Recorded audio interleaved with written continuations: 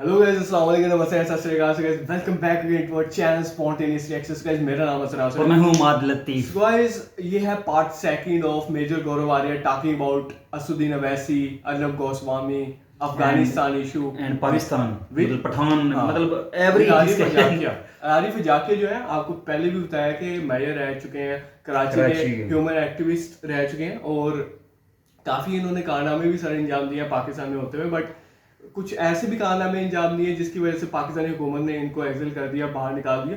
तो उसकी रीज़न तो हमें नहीं पता कि किस वजह से निकाला है। तो तारिक फतेह को भी निकाल दिया था तारिक इनको फतेह को भी। भी निकाला और 2-3 और भी थे जिनको जिला वतन किया गया, जैसे जिसमें परवेज मुशर्रफ भी शामिल है। तो परवेज गाइस मुशर्रफ ये पे तो भी सजा हो गई थी उनको, मौत फांसी की सजा हुई फांसी है की। तो उस भी टाइम दुबई में। दुबई में मेरे ख्याल वो बस अब नहीं आएंगे भाई। अल्ताफ हुसैन को भी इसी तरह अल्ताफ हुसैन जिला भी अब वतन यूके किया। में बैठे हैं। उनके मुतालिक तो इमरान खान ने कहा भी था कि अब यूएसए कह रहा है हम यहाँ पे ड्रोन की हमें इजाज़त दीजिए। तो क्या हमें परमिशन मिलेगी, हम यूके में ड्रोन अटैक कर सकें, क्योंकि हमारा दहशतगर्द जो वहाँ पे बैठा हुआ है। और उन्होंने पॉइंट किया था असल में इनडायरेक्टली अल्ताफ हुसैन की तरफ।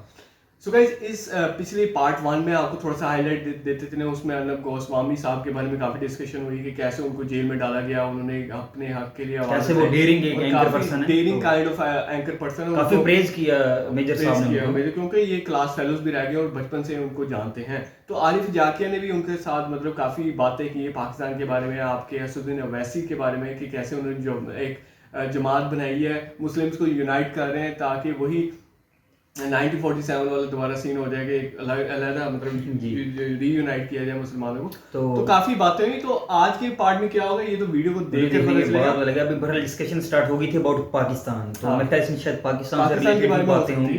तो मेरे ख्याल में स्टार्ट करते हैं बगैर किसी हमेशा की तरह काउंटिंग से गाइस। 3 2 1 स्टार्ट। एंड जब वो ऑफिसर मरा, यानी कि कप्तान कर्नल शेर खान जब मारा गया इंडियन आर्मी के थ्रू, 86 ने मारा था, 86 रेजिमेंट ने मारा था, तब वो जब बॉडी लेकर आए तो उसको पता लगा कि ये तो ऑफिसर है, और देखा कि कितनी बहादुरी से अकेले लड़ रहा था। तो उस इंडियन ऑफिसर ने उसका रिकमेंडेशन उसकी जेब में डाला कि आपको ऑनर करना चाहिए, ये तो इसका नाम सिर्फ शेर खान नहीं है, ये है शेर का बच्चा। और वो भी खान था, वो भी खान था, वो भी पठान था, जो कारगिल में जो शहीद हुआ अपने देश के लिए, अपनी कौम के लिए, अपने मुल्क के लिए। और जिन लोगों ने उसकी बॉडी लेने से मना करा वो पंजाबी पाकिस्तानी थे। तो पंजाबी पाकिस्तानियों का किरदार ही यही है, इधर से पैसे ले लो, 2 रुपए यहां से ले लो, इसको झूठ बोल दो, ये सब। लड़ता तो पठान है इनके लिए। सर, अफगानिस्तान के बारे में एक सवाल है, लेकिन इससे पहले चूंकि आर्मी की बात निकली तो मैं आपसे एक एज ए सोल्जर आपसे एक सवाल करूंगा कि आपने आर्मी में, इंडियन प्रोफेशनल आर्मी है उसमें काम किया है, आपने कई बार ऐसी पाकिस्तानी आर्मी को भी वॉच किया होगा। आप as a professional soldier Pakistan की आर्मी को कैसे देखते हैं? क्योंकि अक्सर मैंने देखा है कि इंडियन जो फौजी हैं वो तारीफ करते हैं कि पाकिस्तान की आर्मी अच्छी है, लेकिन हमारे पापा जॉन्स वाली आर्मी को आप कैसा देखते हैं? आरिफ साहब, कर्नल एंड बिलो, मैं आपको एक लाइन में पाकिस्तानी आर्मी का पूरा किरदार बता देता हूं, कैरेक्टर, चरित्र बता देता हूं। Colonel and below highly professional, brigadier and above to chief of army staff highly corrupt. अगर कोई ये बोले, आरिफ साहब, अगर कोई ये बोले कि पाकिस्तानी आर्मी को काम नहीं आता तो आर्मी झूठ बोल रही है, तो वो आदमी झूठ बोल रहा है। पाकिस्तानी आर्मी को काम आता है, इट इज जस्ट दैट जो बटालियन लेवल पे, इन्फेंट्री बटालियन लेवल पे उनका, I think lieutenant colonel command करता है इन्फेंट्री बटालियन, वो लेफ्टिनेंट कर्नल और उसके जवान, उनकी ड्रिल्स आप देख लीजिए, उनका फायर डिसिप्लिन देख लीजिए, जब वो पेट्रोल में जाते हैं वो उनका, हम लोग तो क्या 2-4 चीजें ही तो देखते हैं हम लोग की, उनकी बेयरिंग देख लीजिए, उनका टर्नआउट देख लीजिए, उनका टैक्टिकल मूवमेंट देख लीजिए, उनका सब देख लीजिए। At the battalion level, colonel and below very professional, पर brigadier, major general, lieutenant general, chief of army staff, जो उनके टॉप रैंक्स हैं, they are a highly political, be highly corrupt, and 3 all of them want to leave Pakistan. सब के सब इनके brigadiers ऊपर सब चाहते हैं कि जल्दी से जल्दी पाकिस्तान छोड़ें, डुअल पासपोर्ट लेके। आपने पाकिस्तान का फायदा उठाया, आपने कोई पब्लिक सर्विस नहीं करी, आपने पाकिस्तान का फायदा उठाया। पापा जॉन की आपने बात करी, आपने पापा जॉन की बात करी, वो है किधर? आसिम सलीम बाजवा जो है वो है किधर? वो अमेरिका भाग गया। और बड़े पाकिस्तानी उसके ऊपर वो कर रहे थे, बड़े आंसू बहा रहे थे कि साहब, मेजर साहब, आपने गलत बात बोल दी, हमारे जनरल साहब हैं वो, और बड़े हम काबिल एहतराम हैं, और उन्होंने पाकिस्तानी फौज ये है वो है। उसने इनके पीछे लात मारी, उनको बोला बाय बाय बेटा, मेरे पास मैं अपना पिज्जा बेचूंगा कि तुम लोगों के मुंह लगूंगा। वो अपना पापा जॉन का पिज्जा बेच रहा है वहां पे, उसको क्या फर्क पड़ता है। अब वो क्यों गया मैं आपको बताता हूँ, हो सकता है कल वो वापस आ जाए, पर वो गया ये क्योंकि वहां पे रिजाइन हो गया वो उसका जो प्राइम मिनिस्टर के पास था, और जो सीपैक का चेयरमैन था भाई, वो ऑर्डिनेंस तो लैप्स हो गई सीपैक की। अब वो खुद पाकिस्तानी कह रहे हैं कि ऐसा कोई पोजीशन थी नहीं, पाकिस्तानी खुद कह रहे हैं पार्लियामेंट में, कह रहे हैं कि साहब ऐसी कोई चेयरमैन सीपैक की तो कोई पोजीशन थी नहीं, तो भैया तुम तनख्वाह किसको दे रहे थे फिर। वो आदमी फाइलों पे कैसे साइन कर रहा था, वो आदमी हुक्म कैसे दे रहा था। जब दोबारा शुरू होगा सीपैक, जब चाइना, अभी तो रुक गया सीपैक, जब चाइना दोबारा पैसे डालेगा तब देख लेंगे, वरना कोई बात नहीं। तो ये चीज है। मेजर साहब 2-3 सवाल रह गए, मुझे पता है टाइम बहुत ज्यादा हो गया है, 2-3 जरूरी सवाल रह गए। जी एक बिल्कुल। अफगानिस्तान के हवाले से है कि अफगानिस्तान में अमेरिका ने कहा है कि हम अफगानिस्तान छोड़ देंगे, क्या आप देखते हैं कि अफगानिस्तान छूट जाएगा? क्योंकि अफगानिस्तान में तो जो भी आया है उसने तबाही की है, सिर्फ हिंदुस्तान है जिसने वहां पे डेवलपमेंट की है, वहां की आर्मी की, पुलिस की ट्रेनिंग, सिविल ब्यूरोक्रेसी की ट्रेनिंग, डैम बना रहा है। आप देखते हैं अफगानिस्तान विदाउट अमेरिकन आर्मी? नहीं सर, ऐसा नहीं होगा। डोनाल्ड ट्रंप इलेक्शन हार गया है, ये बात सच है, और ये भी सच है कि ये आपका जो नई क़यादत है, राइट, उसकी जो भी व्यूज होंगी, लेकिन एक बात सच है कि ये अगेन एक्सपेंशनिस्ट अमेरिका को ये लोग वोट इन कर चुके हैं अमेरिकन, और ये अमेरिका एक्सपेंशनिस्ट होगी, ये जाएंगे। और मुझे लगता है कि अगले 6 महीने में ट्रूप सर्ज होगा, जो ट्रूप्स हटाए गए हैं वहां पे थोड़े से और ट्रूप्स डाले जाएंगे, और ये बात होगी आरिफ साहब, आप देखिएगा ये हटने वाला नहीं इतनी आसानी से, अमेरिका इतनी आसानी से नहीं हटेगा वहां पे। और जो पाकिस्तानी तालियां पीट रहे थे ना, बड़ी लुटियां डाल रहे थे कि जी ये हो जाएगा और ये हो जाएगा, और अब तो ट्रंप हार गया, और दूसरा वाला इनको और टाइट करेगा, आप देख लीजिएगा। क्योंकि इनको ये लगता है कि उन्होंने बयान दे दिया कश्मीर के लिए, उन्होंने, पॉलिटिशियंस का तो काम ही है बयान देना भाई। ये जो कहता है इमरान खान तो बयान है ना कि पाकिस्तान रियासत मदीना है, हो गई रियासत मदीना, नहीं हुई ना, फिर वो तो भाई वो जुमले मारेगा, वो तो पॉलिटिशियन है, उसका काम ही है। तो उसने कह दिया, आपके जो बाइडेन ने कह दिया, कमला हैरिस ने कह दिया, ये पाकिस्तानी यहाँ पे खुश हो गए, इंडिया में भी कई लोग खुश हो गए जो सो कॉल्ड लिबरल्स हैं। अब जब उसने अपना लेक्चर दिया पहला, आफ्टर बीइंग वाइस प्रेसिडेंट, कमला हैरिस ने, उसने 3 बार तो उसने इजराइल का नाम लिया बीच में, उसने प्रॉमिस करा है कि we will be the strongest ally of Israel. आप इजराइल के ऊपर हाथ रख के कसम खाते हैं साहब, जब आप प्रेसिडेंट वाइस प्रेसिडेंट बनते हैं। यहूदी बहुत स्ट्रांग है, आप जो कह लें, आप पैलेस्टीनियंस के लिए जो आंसू बहालें, बिना इजराइल के आप थोड़ी ना अमेरिकन पॉलिटिक्स चला सकते हैं। उसी तरीके से आपको अगर अमेरिकन बिजनेस चलाना है, अगर आपको अमेरिकन बिजनेस फॉरवर्ड करना है, और इस एरिया में आपको चाइना रोकना है, तो आप बिना इंडिया के आगे नहीं बढ़ सकते, ये चीज है। अच्छा सर, 2 सवाल रह गए हैं। एक सवाल ये है कि आपने अभी देखा कि पाकिस्तान के शाह महमूद कुरैशी ने सऊदी अरब को तड़ियां लगाई, फिर बाजवा को जाना पड़ा पांव छूने के लिए, लेकिन वो मिले ही नहीं शाह साहब। और दूसरा हुआ, शिरीन मजारी ने फ्रांस के सदर के खिलाफ नाजीज्म और ये वो के ऊपर किया। पाकिस्तान एक डिप्लोमेटिक टर्मोइल में है। इसराइल के हवाले से सऊदी अरब में सुना है कि नेतन्याहू गए थे और मुलाकात करके आए हैं, तो क्या देखते हैं पाकिस्तान क्या डिप्लोमेटिक आइसोलेशन की तरफ जा रहा है? आरिफ साहब, डिप्लोमेटिक आइसोलेट हो चुका है,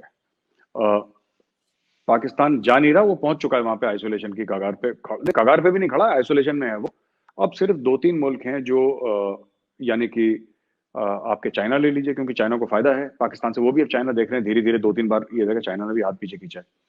फिर आप और अगर देख लें, थोड़ा सा तुर्की है जो थोड़ा सा पाकिस्तान का साथ दे देगा, लेकिन ज्यादातर मैं आपको बताता हूं, इसमें साफ सीधी बात यही है आरिफ साहब कि ये जो पूरा मामला है ना पाकिस्तान के, शिरीन मजारी ने ये बोल दिया, नाथसिज्म की बात कर दी, मुझे ऐसा लगता है कि अगर पाकिस्तानी मिनिस्टर्स चुप रहें, अपना मुंह बंद करके काम करें, तो पाकिस्तानी कौम की सबसे ज्यादा खिदमत, सबसे ज्यादा सेवा ये तभी कर सकते हैं अगर ये चुप रहे। बोलते बहुत हैं, इनकी आदत है, पता नहीं क्यों बहुत बोलते हैं। इमरान खान ये रुकता ही नहीं, बोलता ही चला जाता है।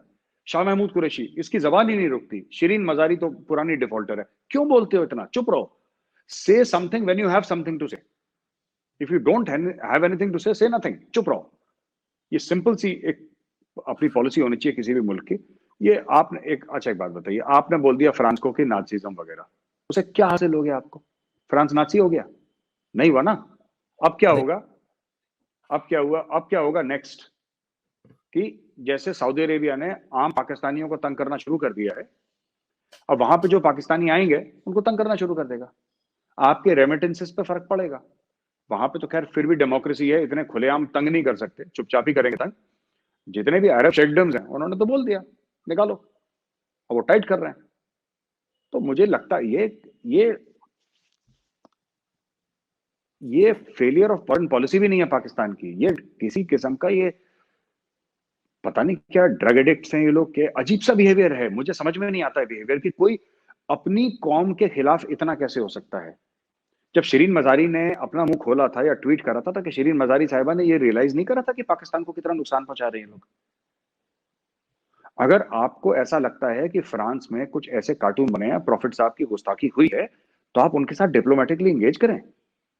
आप उनको बोलेंगे साहब हमारी हमारी जो दिल आजारी हुई है और मुसलमान इस चीज को अप्रिशिएट नहीं करते, इससे और मामला बिगड़ेगा दो मुल्कों के बीच में। एक एक तरीका होता है, देखिए फ्रांस की एक अलग फिलॉसफी है, हम फ्रांस को ये नहीं कह सकते कि तुम सही हो कि गलत हो, ठीक है, तो पाकिस्तान को उसके साथ एंगेज करना चाहिए। आपके जो इंटेलेक्चुअल्स पाकिस्तान में है अभी भी लोग, there are people who are intellectual people, आप उनको भेजें, आप उनकी सिविल सोसाइटी के साथ एंगेज करें। एक तरीका होता है, आपने ट्वीट कर दिया कि तुम नाज़ी हो, अच्छा फिर क्या हुआ, तो हुआ क्या, उससे एंड रिजल्ट क्या निकला, डिलीट करनी पड़ी।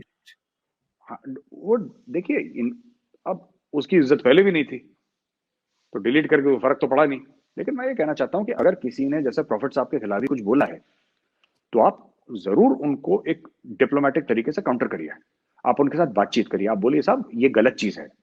अगर फ्रांस में ठीक है फ्रीडम ऑफ एक्सप्रेशन है, लेकिन हमारी ये राय है कि इतना नहीं होना चाहिए, एक लेवल तक होना चाहिए। और ठीक है फ्रांस आपसे अग्री करे ना करे, मैं अग्री करूं आप अग्री करें ना करें, लेकिन एक बातचीत का सिलसिला दो मुल्कों में जारी रहना चाहिए, ठीक है। वरना अगर आप बिल्कुल ऐसा बोल देंगे तो फिर फ्रांस को देखिए, फ्रांस को तो पाकिस्तान से कोई लेना देना नहीं है, फ्रांस दो कदम पीछे हट जाएगा। अच्छा आप पूरे यूरोप से कट लेंगे, क्योंकि देखिए बात क्या है कि ज्यादातर यूरोपीय मुल्क ऐसे ही हैं, फ्रांस थोड़ा ज्यादा है पर ज्यादा यूरोपियन मुल्क वैल्यू सेम ही है ना सबके वहां पे लगभग। आप किस किस को आप सर पे चढ़ाएंगे, नहीं, it's not going to happen. ये पाकिस्तान के साथ बुरा ही होगा इस चीज को लेकर। वैसे ही जैसे आप देख रहे हैं कि चाइना ने इतना ह्यूमिलिएशन किया इस्लाम का, फ्रांस ने तो कुछ नहीं किया। चाइना में कुरान तो जलाए गए, चेंज हो रहा है कुरान, मस्जिदें टॉयलेट में तब्दील कर दी, मुसलमानों को खंजीर खिलाया जा रहा है, सब कुछ है, तो उस पर तो आपकी बोलती बंद है। लेकिन आप फ्रांस के लिए फौरन ट्वीटें करते हैं, आपकी बात सही है। चाइना के हवाले से मेरा सवाल है सर, कि आप किस तरह देखते हैं ये जो चाइना की एक्सपेंशनिस्ट मूवमेंट है, इंपीरियलिस्टिक डिजाइन्स हैं, जैसे सीपेक है, वन बेल्ट वन रोड है, दुनिया की इकोनॉमी पे आना, आप इस सीपेक का क्या फ्यूचर देखते हैं और चाइना का क्या फ्यूचर देखते हैं? कि after Chinese virus China expose हो चुका है, आगे आप देखते हैं कि इसी तरह एक्सपेंशन होगी चाइना की, या अब दुनिया चाइना को कंटेन करेगी? मुझे लगता है आरिफ साहब एक्सपेंशनिज्म चाइना की थोड़ी सी स्लो होगी, क्योंकि चाइनीज वायरस से चाइना काफी हद तक एक्सपोज हो चुका है, कोविड-19 या कोरोना वायरस से बहुत एक्सपोज हो चुका है चाइना, पहली चीज। अब वो शर्म लिहाज नहीं रह गया कि चाइना को बोलना कि हाँ चाइना से आया था वायरस, क्योंकि लोगों ने सफर, एक झटका सबको चाहिए होता है ना, झटके के बाद ही आदमी सुधरता है, वैसे तो खुली गाड़ी में चलता रहता है। पहली चीज तो ये, दूसरी बात यह है कि इंडिया ने भी आंखें दिखाना शुरू कर दिया है, और तीसरी चीज है कि अभी जैसे क्वाड हो गया है अपना, जिसमें अमेरिका, यूएस, ऑस्ट्रेलिया, जापान और इंडिया, इनकी नेवी साउथ चाइना सी के एरिया में पूरी एक्सरसाइज कर रही है, जो मेजर ट्रेड रूट है। तो ऐसी 4-5 चीजें हुई हैं पूरी दुनिया में, लेकिन सबसे चीज अगर कोई माने मेरी बात, अगर सबसे बड़ा कोई अगर काम करना है चीन को रोकने के लिए, तो ये सब नहीं है। आपको चाइना में जो प्रो डेमोक्रेसी मूवमेंट है उनको हवा देनी है, आपको चाइना को अंदर से तोड़ना होगा। और फिर मैं वही चीज कहूंगा कि जैसे हांगकांग में चल रहा है ना, हांगकांग एक मॉडल है आपके सामने, आपको हांगकांग को रेप्लिकेट करना पड़ेगा, आपको हर जगह हांगकांग को रेप्लिकेट करना पड़ेगा, क्योंकि चाइना के अंदर एक डील है जो चाइनीज सरकार की चाइनीज आवाम के साथ, जो पब्लिक है उसके साथ है। डील क्या है कि we will make you economically and financially prosperous, you shut up. ये है कि हम तुम्हारे जेब में पैसे डाल देंगे, तुम मुंह बंद रखो अपना, तुम कुछ बोलोगे नहीं, तुम डेमोक्रेसी की बात नहीं करोगे, लोकतंत्र की बात नहीं करोगे, जमहूरियत की बात नहीं करोगे, वोटों की बात नहीं करोगे, चुनाव इलेक्शन की बात नहीं करोगे, तुम किसी की बात नहीं करोगे, तुम बस पैसा लो खुश रहो। लेकिन वो जो मैस्लोज थ्योरी है ना, सेल्फ एक्चुअलाइजेशन, जिसको कहते हैं वो पिरामिड सा बना है मैस्लो, उसका बड़ा मशहूर है। तो हर एक आदमी अपने आप के मैं कौन हूं, मैं यहाँ पे क्यों आया हूं, ये होता है जब उसका पेट भर जाता है ना, तभी उसका दिमाग चलने लगता है। तो उसका पेट भर गया, अब चाइना का पेट भर गया, अब वहां पे जो प्रो डेमोक्रेसी फीलिंग है वो आप अगर उनका वीबो और सोशल मीडिया प्लेटफॉर्म्स में देखें तो चाइनीज डिलीट कर देते हैं, लेकिन अब वो धीरे धीरे जोर पकड़ रहा है चाइना के अंदर, क्योंकि चाइनीज जाते हैं बाहर, इंडिया भी आते हैं, अमेरिका भी आते हैं, यूरोप भी आते हैं, फिर देखते हैं वहां पे क्या हो रहा है। वो कहते हैं हमारे मुल्क में तो हम यहाँ पे तो कुछ भी किसी को बोलो, वहां पे तो इंसान की एक होता है ना अंदर। तो वो जो डिसकंटेंट है चाइना में, वो फाइनेंशियल नहीं है, क्योंकि financially generally Chinese are if not well off at least reasonably comfortable, हमें कहना चाहिए। पॉवर्टी चाइना में भी काफी है, लेकिन ज्यादातर लोग मिडिल क्लास काफी बड़ी है चाइना की। इसमें हमें एक बात ये सोचनी होगी आरिफ साहब की, अगर हमें चाइना के नकेल कसनी है तो चाइना में प्रो डेमोक्रेसी मूवमेंट्स को आपको हवा देनी पड़ेगी। उसमें भी आपको 3 काम करने पड़ेंगे। नंबर 1, आपको इंडिया में एक फौज खड़ी करनी पड़ेगी। व्हेन आई से फौज, आई डोंट मीन आर्मी। आपको सिविलियन बच्चे खड़े करने पड़ेंगे जो चाइना में रहकर आए हैं, जिनको चाइनीज बोलनी आती है, जिनको आप चाइनीज कल्चर के बारे में सिखाएं। ठीक है, आपके पास एक पूरी टीम होनी चाहिए 500,000 लोगों की, जो कि ज्यादा मुश्किल नहीं है। उसके बाद आप चाइना के बारे में स्टडी ग्रुप्स बनाएं, राइट। चाइना में डेमोक्रेसी में क्या क्या प्रॉब्लम है, दुनिया में, यूरोप, अमेरिका में, इसको हर जगह आप जाएं, हर स्टेट कैपिटल में आप सेमिनार करें, वेबिनार करें। और सबसे बड़ी बात है कि आप चाइना के अंदर डिसअफेक्शन लाएं। चाइना के अंदर आपको प्रॉब्लम करनी पड़ेगी। जब चाइना अभी बाहर सोच रहा है ना, चाइना की नजर बाहर है, इंडिया की तरफ है, ताइवान की तरफ है, अमेरिका की तरफ है, जापान की तरफ है, इधर भी बढ़ रहा है, इधर भी बढ़ रहा है। क्यों? क्योंकि चाइना अंदर से सेफ महसूस कर रहा है अपने आप को। छोड़ के हांगकांग, हांगकांग अलग है थोड़ा सा ना, मेनलैंड चाइना से दूर है थोड़ा सा, ब्रिज पार करना पड़ता है, तब आप हांगकांग एयरपोर्ट से उतर के तब आप फिर मेनलैंड चाइना जाते हैं ड्राइव करके, है ना। लेकिन अगर आरिफ साहब आपको ये देखना है कि साहब आपको अगर चाइना को मारना है, तो सबसे पहले चाइना के अंदर आपको खलबली पैदा करनी पड़ेगी। जिस दिन चाइना के अंदर खलबली पैदा हो गई, ये चाइना की जो आपने एक्सपेंशनिज्म की बात करी ना, तभी चाइना की एक्सपेंशनिज्म रुकेगी, वरना नहीं रुकेगी। जिस दिन चाइना के अंदर खलबली हो गई, ये सारा ड्रामा रुक जाएगा overnight. CPEC we pack सब झोले में बांध के वापस चाइना ले जाएगा।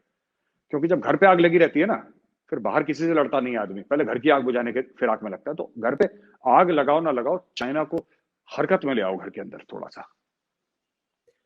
मेजर साहब बहुत खुल के बोलते हैं आप, और सच बोलते हैं। Thank you very much. मेरी दुआ है कि आपकी ये जबान कायम रहे, क्योंकि आप इंसानियत की बात करते हैं। ओके गाइस, वीडियो होगी है यहाँ पे एंड तो काफी इंफॉर्मेटिव थी हमेशा की तरह, बहुत ज्यादा, मतलब मजा आया इनकी बातें सुन के। मजा आ गया, सही बात। और जाके साहब मेरे साथ क्वेश्चन ही करते हैं, लेकिन असल बातें तो मजा सुनने का जो मेजर साहब की ही आता है हमेशा, ठीक है ना। और क्वेश्चनिंग बड़ी जबरदस्त करते हैं, क्वेश्चनिंग करते हैं, राइट। अगर आपके पास कोई मतलब कोई आया आपके पास मेहमान, तो उससे क्वेश्चन इस तरीके से पूछो कि वो आपको आंसर भी अच्छा दे। तो जाकिया साहब के अंदर ये टैलेंट है कि वो बड़े जबरदस्त क्वेश्चनिंग बहुत अच्छी कर लेते हैं, और आंसर देने में तो फिर मेजर साहब के पास हर चीज का ही आंसर है। मेजर साहब को फुल महारत है इस चीज की। फर्स्ट मतलब आते हैं टॉपिक, मेरे सामने तारीफ की कर्नल शेर खान की, जो कि पाकिस्तान आर्मी की तरफ से जो है ना शहीद हुए, यहाँ से लड़े, इंडियन बटालियन उनको मारा था। तो सिख बटालियन आई थिंक उन्होंने बताया, हाँ, तो उन्होंने भी मारा था। तो उन्होंने तारीफ किया कि वो वाकई शेर का बच्चा था। उन्होंने कहा कि उनके बल्कि रेफर किया गया, उनकी जेब में लेटर डाला गया कि जब पाकिस्तान आर्मी को वापस किया जाए उनकी बॉडी, तो उनको पता लगे कि इनको कुछ कुछ दिया जाए, कुछ एजाज दिया जाए। ये वाकई शेर का बच्चा था और उसने बहादुरी के साथ जंग लगी। जो मेन मेजर साहब ने बात को ये किया कि वो पठान था। मतलब हम भी पहले भी कुछ वीडियो में डिस्कशन किया कि वाकई यहाँ पे पठानों के अंदर एक चीज़ देखी जाती है कि उनके अंदर एक गन उठाने का रिवाज है। मतलब वो जो है ना डरते नहीं है। मतलब जैसे ही जंग का आगाज हो, वो ये नहीं देखते हमारे बच्चे, हमारी बीवी, वो कहते हैं बस गन्ने उठा लो। तो ये चीज़ जो है ना मेजर साहब ने वाकई दुरुस्त अंदर बात की। बाकी कुछ बात की पंजाबियों से रिलेटेड भी, पंजाबी पाकिस्तानी जो है, मतलब वो कहा गया कि पंजाबी पाकिस्तानी जो है कर दिया था इनकी बॉडीज लेना, हाँ, खराब कर रहे हैं काम को। तो पता नहीं अब जो मतलब गलतियां हुई हैं, कुछ इसमें कह नहीं सकते। हम खुद बेसिकली पंजाबी हैं, ठीक है।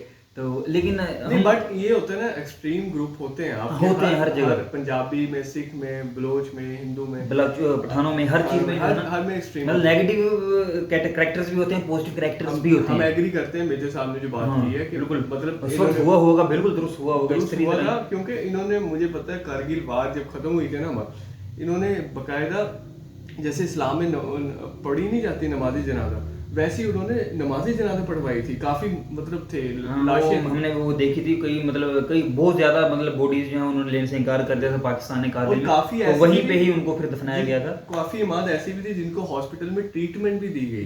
दी गई थी फिर, मतलब ये तो उन्होंने वीडियो में बताया था, डिफेंस डिटेक्टिव की थी वीडियो, देखी थी Defense मैंने, कोई Detective देखी थी, उसमें, उसमें काफी पूरी professional- डिटेल से बताया गया था कि इसी तरह Professional प्रोफेशनल आर्मी के तौर पे बिहेव किया था इंडियन आर्मी ने उस टाइम पे। बहुत तो ज़्यादा। अब आते हैं नेक्स्ट टॉपिक पे, जिस पे मतलब थोड़ा सा बात कर लेते हैं। यार बेसिकली मैं पहले वो कॉन्सेप्ट क्लियर कर दूं कि यहाँ पे असल में ना कॉन्सेप्ट यही, जैसे मेजर साहब ने कहा ना कि पंजाब वालों ने मतलब काम खराब किया, पंजाबियों ने किया। असल में होता ये है कि उनकी बात भी बिल्कुल दुरुस्त है कि काम खराब करने की मैं बात नहीं कर रहा। असल में यहाँ पे बेसिक कॉन्सेप्ट पहले भी कुछ वीडियोस में मैंने मेजर साहब के मुंह से सुना कि यहाँ पे पूरी कंट्रोल जो गवर्नमेंट है वो पंजाबियों ने की हुई है, मतलब ये वर्ड मैंने सुने थे। तो असल में यहाँ पे होता ये है कि यार पंजाब जो है ना आबादी के लिहाज से सबसे बड़ा यहाँ पे स्टेट है, जो इंडिया के अंदर स्टेट होती है, हमारे अंदर प्रोविंस होता है ना, तो वो है। एजुकेशन लेवल भी यहाँ पे बहुत ज़्यादा है। दूसरी, मैं एजुकेशन की बात नहीं करूँगा, मैं बात करूँगा आबादी की, पॉपुलेशन की सबसे ज़्यादा पंजाब के अंदर है, ठीक। तो हमारा जो CSS का एग्जाम होता है, जैसे उनके IAS होता है, UPSC या IAS जो भी उनका होता है इंडिया के अंदर, IAS के लिए हमारा होता है CSS ना। तो उसके अंदर नेशनल लेवल पे सबसे ज़्यादा सीटें हैं वो पंजाब से निकलती हैं। वो इसलिए निकलती हैं कि पॉपुलेशन रेशियो के हिसाब से उसको डिवाइड किया गया, जिसकी जितनी पॉपुलेशन है प्रोविंस की उतनी सीटें ज़्यादा हैं। इस वजह से मोस्टली हमेशा ऐसी होता है कि मोस्टली जो ऊपर हमारे AC DC DPO वगैरह कुछ और जो है ना फॉरेन अफेयर्स में, इस तरह जहाँ भी FIA वगैरह में जो बंदे ज़्यादा लगते हैं वो पंजाब से ज़्यादा उठाए जाते हैं, क्योंकि रेशियो यहाँ पे ज़्यादा है पॉपुलेशन की। तो फिर एक मतलब आम तासुर ये जाता है कि यार ये ज्यादती हो रही, बाकी सूबों के साथ ज़्यादा तादाद में पंजाबी उठाई जा रही है। हालांकि ये इस तरह नहीं है, वो आबादी पॉपुलेशन की रेशियो के हिसाब से डिवाइड किया गया, ठीक है ना। अगर कोई पठान भी पंजाब के अंदर रहता है ना, उसका डोमिसाइल पंजाब का है, ठीक है ना, उसकी बर्थ पंजाब की है, तो वो बर्थ पंजाब की सीट पे आराम से सेलेक्ट हो सकता है, उसमें कोई इशू नहीं है मतलब। तो ये ओवरऑल इशू है, मैंने अंदर से आपको बताना था।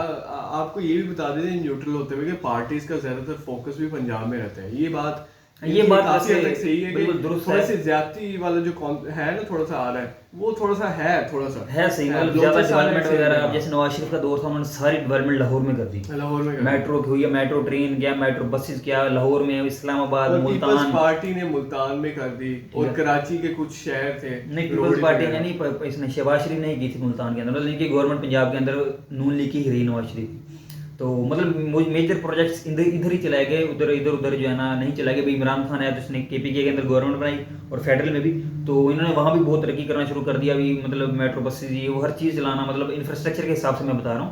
तो लेकिन कराची जैसे हो गया, सिंध हो गया, वैसे के वैसी, बलूचिस्तान वैसे के वैसी, पता नहीं फंड जा रहा है, पता नहीं वो लगा नहीं रहा है, या फंड नहीं जा रहा है, क्या सीन है मतलब। जैसे आपने बताया कि पॉपुलेशन के हिसाब से फंड को एलोकेट किया जाता है, इसी तरह बलूचिस्तान, सिंध और दूसरे को दिया जाता है। बट जो अपोजिशन पार्टीज होती है ना वहाँ, वो सही से उस पैसे को मैनेज नहीं करती, बल्कि वो अपनी जेबों में डालती है, डालने के बाद कहती है कि हमें तो पैसा नहीं मिला। तो ये एग्जैक्टली ऐसा सीन है। तो नेक्स्ट टॉपिक पे चलते हैं। नेक्स्ट टॉपिक ये है कि आर्मी की बिल्कुल मेजर साहब ने एक खास जो है स्पेसिफिक पोर्शन की तारीफ की, और स्पेसिफिक पोर्शन को टारगेट बनाया। जो स्पेसिफिक पोर्शन की तारीफ की, उसकी मैं खुद, हम लोग पाकिस्तानी में हम लोगों का आपको तासुर बताना चाह रहा हूँ। हमारे दोस्त, हमारे बहन भाई, उनका तासुर यही है कि पाकिस्तान आर्मी में अगर कोई मतलब दिल जान से जिसका खून लग रहा है, जो मेहनत कर रहा है, वो नीचे लेवल वाले लोग हैं बेचारे, जिनका सिपाही हो गए, सेकंड लेफ्टिनेंट जो है ना, मेजर तक आप कह सकते हैं, कर्नल या मेजर तक लोग बेचारे जो है ना, वो बॉर्डर तक रहते हैं, बॉर्डर पे उनका ड्यूटीज होती हैं, ठीक है ना,